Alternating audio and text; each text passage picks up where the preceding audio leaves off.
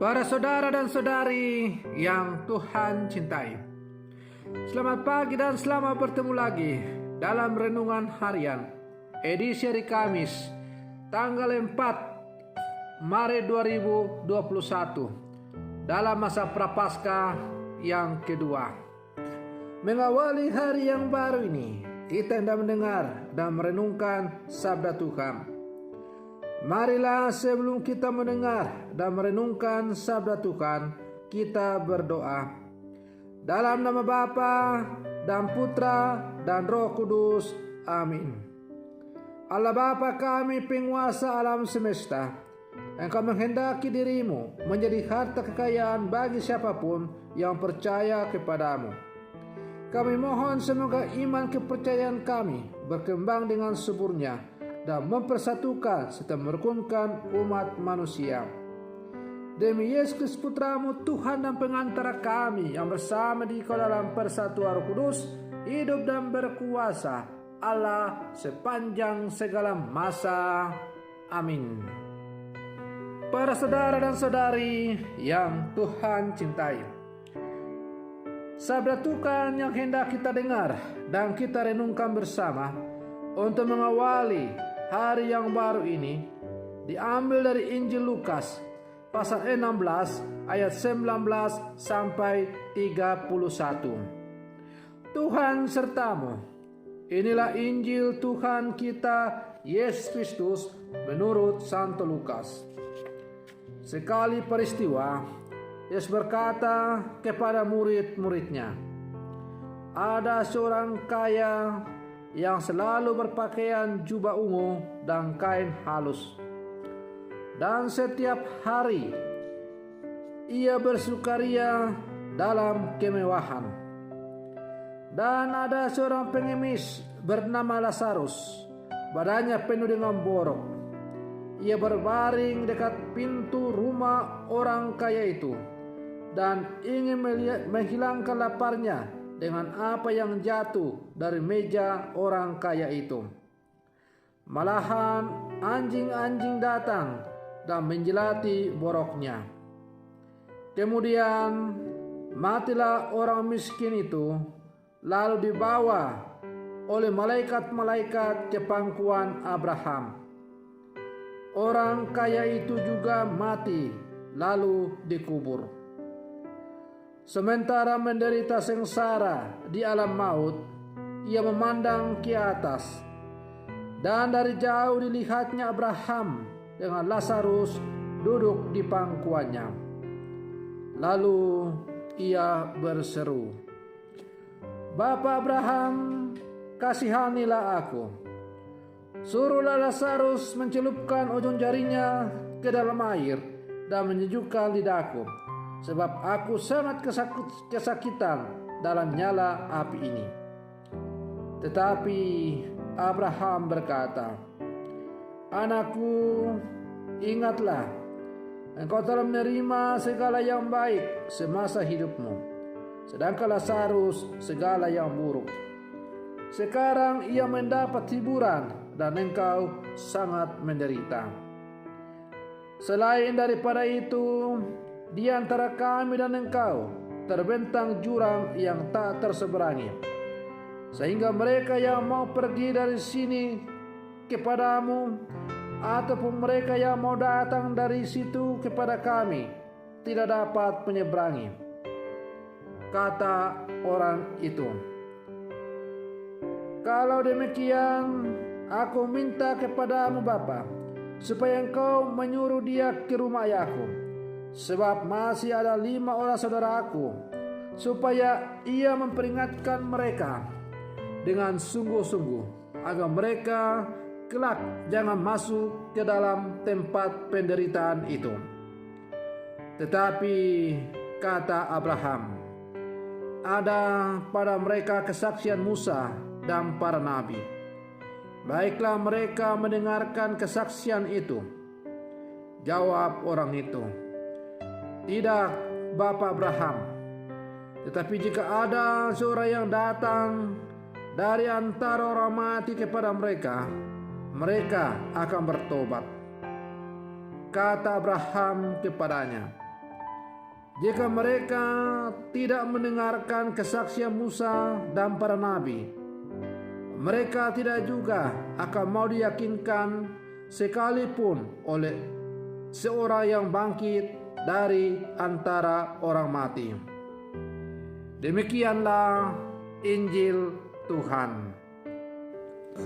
Para saudara dan saudari yang Tuhan cintai, bacaan Injil yang baru saja kita dengar bersama mengisahkan tentang dua orang yang berbeda nasib saat mereka masih hidup dan setelah mereka mati. Satunya orang kaya, yang lainnya seorang miskin bernama Lazarus.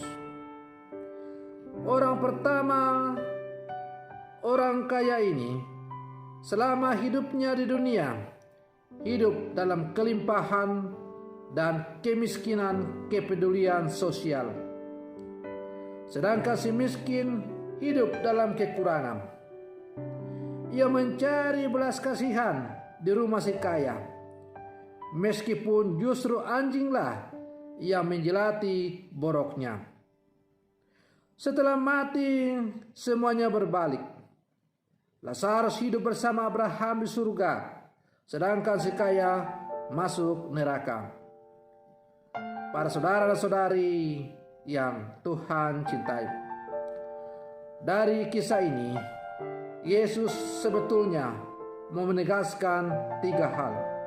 Pertama, kekayaan yang dipandang sebagai berkat dari Tuhan dalam tradisi Yahudi tidak pernah mampu menyelamatkan jiwa-jiwa. Yang kedua, keselamatan justru terjadi karena apa yang kita miliki sebagai berkat dari Allah dipakai untuk melakukan belas kasih dan kepedulian. Yang ketiga, ketika Allah tidak menilai ciptaan berdasarkan apa yang dimilikinya, tetapi bagaimana ia mewujudkan belas kasihan dalam tindakan nyata sehari-hari. Para saudara dan saudari yang Tuhan cintai, sebagaimana bahwa Allah itu adalah kasih, dan karena begitu kasihnya kepada manusia, maka Allah mencurahkan kasihnya yang sehabis-habisnya kepada manusia. Puncak kasih dari Allah kepada manusia itu ialah dengan mengutus putranya yang tunggal ke dalam dunia. Ketika putranya telah menawarkan kasih yang begitu mendalam kepada manusia, tapi manusia masih menolak, Allah tidak putus asa. Allah tidak berbalik. Allah tidak menghukum. Allah tidak mengutuk manusia.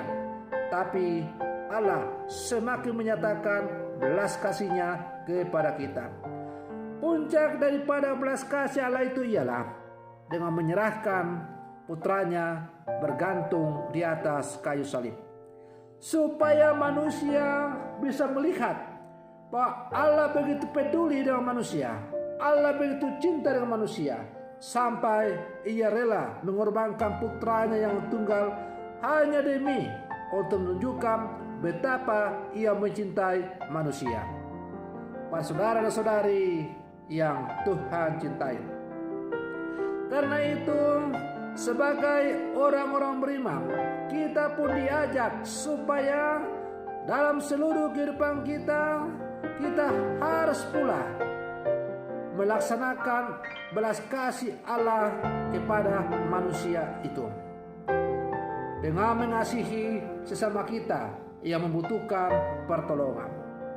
Segala sesuatu yang Allah berikan kepada kita, hendaklah kita pergunakan demi untuk kebahagiaan hidup kita dan demi kebahagiaan hidup bersama dengan sesama.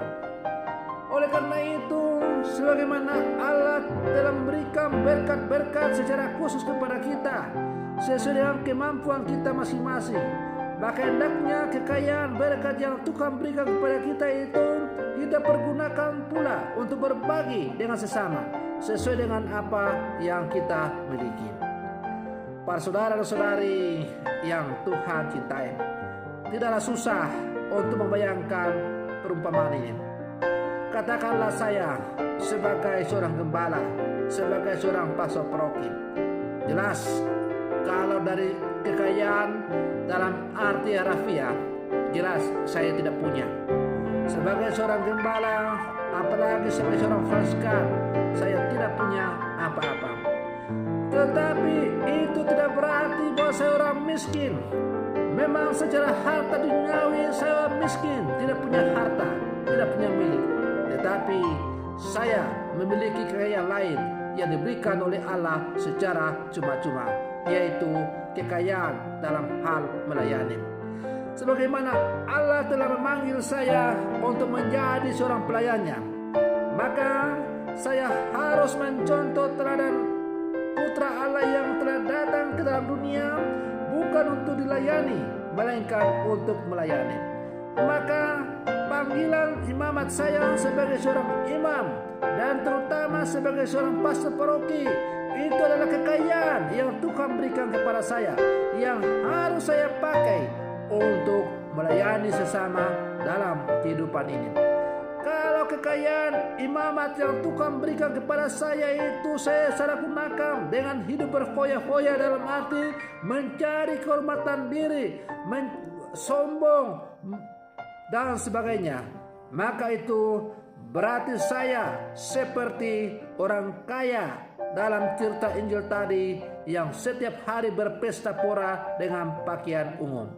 Lalu Lazarus yang miskin itu adalah lambang umat yang harus dilayani dengan penuh kasih, tapi diabaikan karena sang pastor sibuk mencari kehormatan di balik imamatnya itu. Para saudara dan saudari yang Tuhan cintai, maka dalam kehidupan sehari-hari kerap kita mudah untuk berbicara tentang kepedulian dan belas kasih. Namun kita kesulitan untuk menghidupi nilai-nilai tersebut dalam tindakan yang nyata. Kita mungkin mudah bersedekah untuk kegiatan-kegiatan monumental seperti memberikan sumbangan untuk pembangunan gereja, renovasi panti imam, membantu panti asuhan dan sebagainya.